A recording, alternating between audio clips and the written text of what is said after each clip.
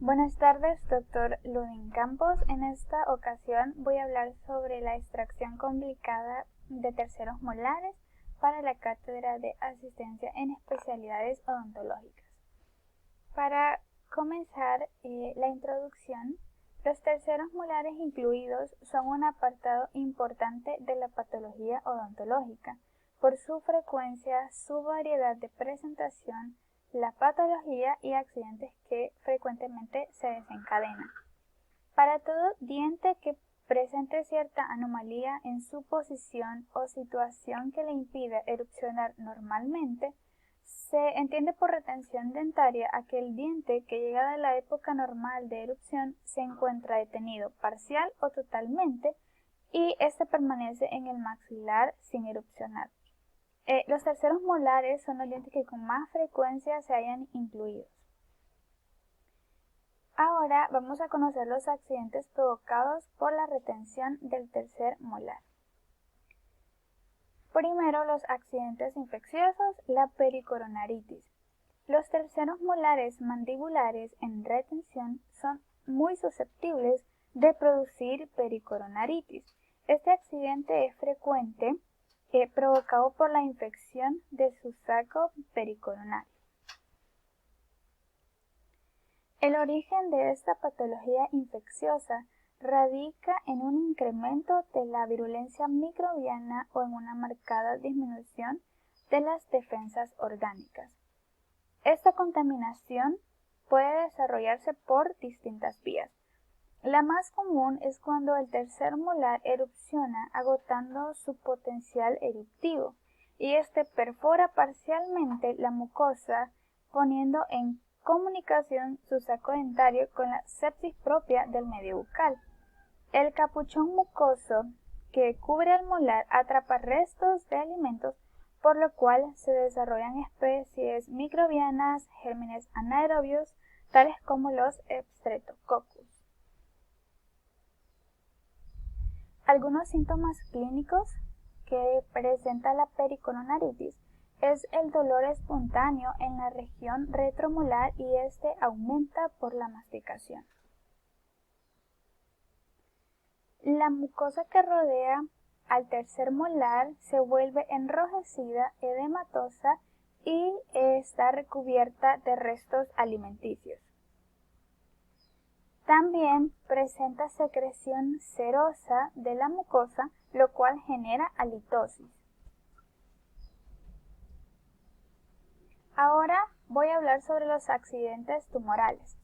Este se debe generalmente a la infección crónica del saco pericoronario, con la aparición de quistes foliculares.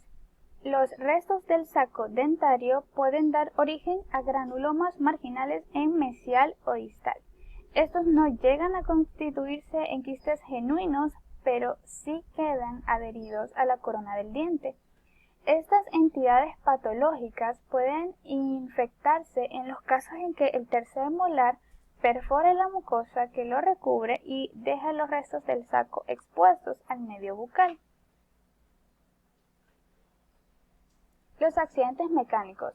El tercer molar inferior retenido ocasiona frecuentemente variadas lesiones a nivel del segundo molar cuando este se encuentra en posición horizontal o en mesioversión.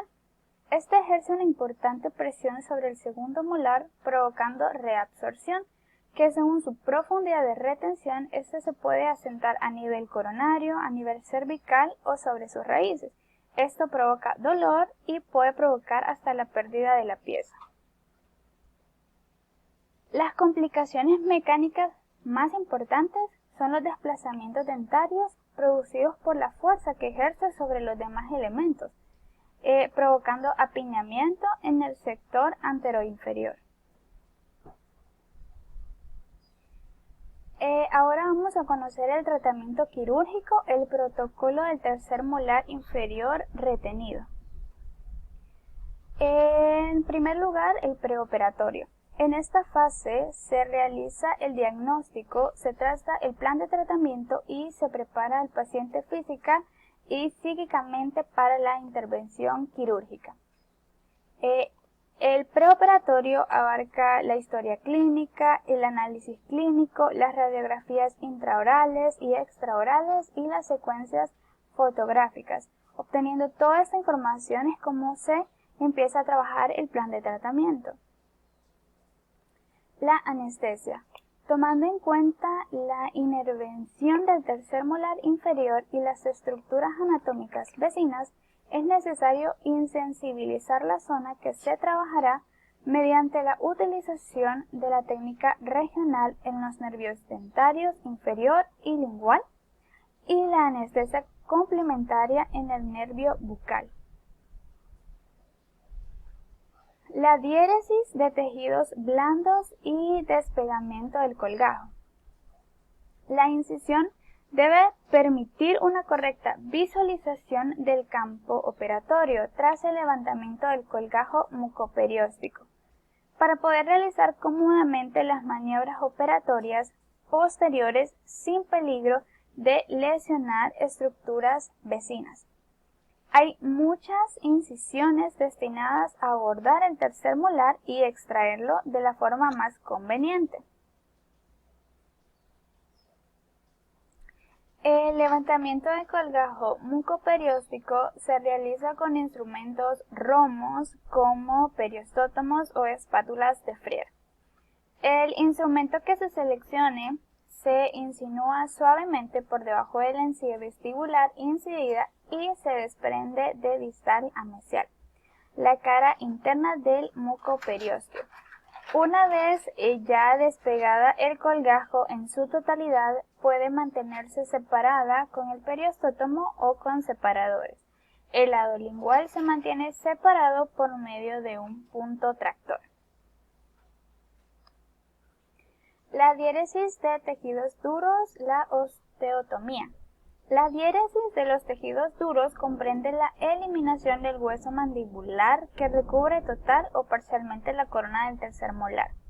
En la práctica es muy necesario eliminar la cantidad de hueso suficiente como para dejar expuesta no solamente la cara mesial y distal, sino además para tener acceso a la totalidad de la corona del molar sin poner en riesgo la integridad del diente vecino. Exeresis, luxación y extracción propiamente dicho. La extracción del tercer molar inferior retenido, motivo mismo de la intervención, se realiza por instrumentos específicos que actúan como palanca. Estos instrumentos son los elevadores, los cuales toman como punto de apoyo el hueso alveolar a través de la fuerza que se aplica en ellos. Estos vencen la resistencia que opone precisamente el hueso y las características propias del diente, en especial su forma, tamaño y la disposición de sus raíces. La extracción por odontosección. Además de los factores que oponen resistencia a la abulación del tercer molar inferior, como el diente en retención y el hueso circundante, es muy necesario considerar especialmente la dificultad que plantea desde el punto de vista quirúrgico el mayor o menor anclaje de la pieza retenida contra la cara distal del segundo molar. En esos casos, la inaccesibilidad a la cara mesial del tercer molar demanda la necesidad de dividir el elemento en dos o más porciones que luego son eliminadas individualmente, contrarrestando este nuevo factor de resistencia representando por la impactación de sus cúpides o en la totalidad de la corona con el diente vecino. Entre las innumerables ventajas de la odontosección, podemos ver que disminuye la cantidad de hueso por resecar, reduce considerablemente el trauma quirúrgico, disminuye la resistencia de la luxación. También disminuye la posibilidad de que se produzcan accidentes de consideración como fracturas mandibulares o lesión del nervio dentario inferior. Tratamiento de la cavidad. La cirugía del tercer molar inferior retenido demanda una cuidadosa limpieza del lecho quirúrgico. Una vez que el elemento dentario ha sido extraído, independientemente de las características de retención y las condiciones propias de la intervención, es necesario eliminar completamente el saco pericoronario. Su permanencia en la cavidad puede acarrear trastornos imprescindibles. Estos pueden ser infecciones, hemorragias, quistes residuales y tumores odontogénicos.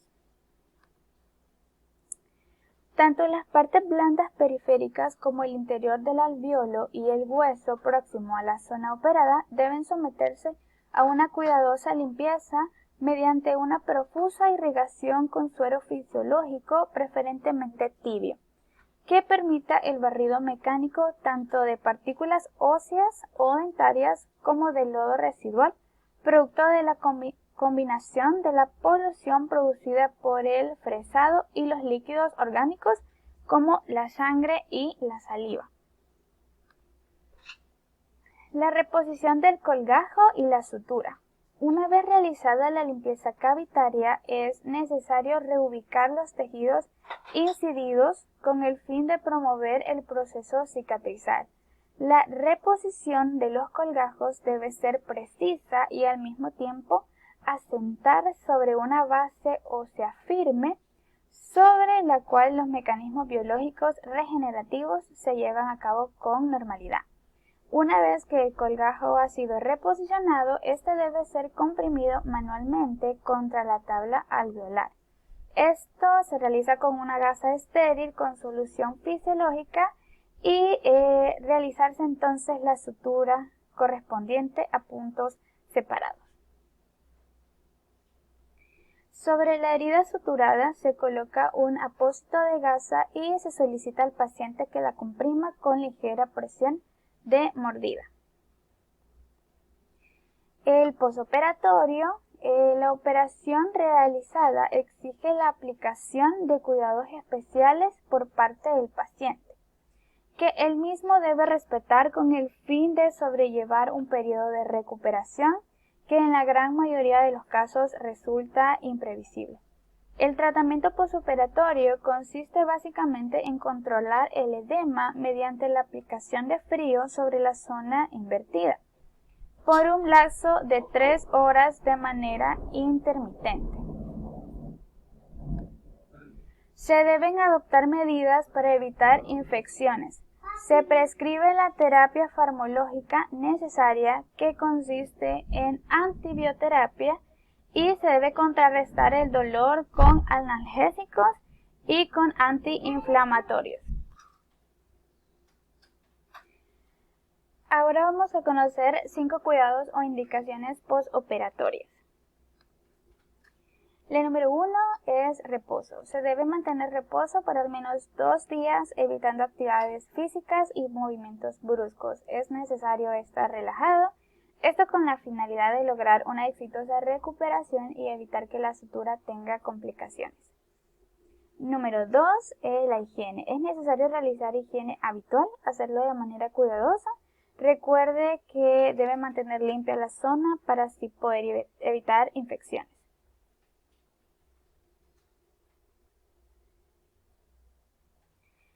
Número 3, antibiótico y analgésico. Únicamente bajo la prescripción del dentista puede tomar analgésicos para ayudar a aliviar el dolor y malestar post cirugía. Número 4, dieta. Es necesario llevar una dieta blanda. Es de suma importancia no ingerir ninguna bebida o alimentos calientes en un lapso de 24 horas después de la intervención. Pasados algunos días ya se va a poder consumir cuidadosamente alimentos más sólidos. Número 5, no fumar. No fumar entre 7 y 10 días.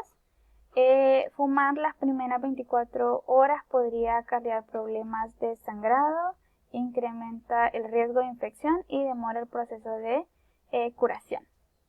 En caso de dolor fuerte, mal olor o aumento de volumen, consultar a urgencia dental, en este caso al dentista. Y muchas gracias por la atención.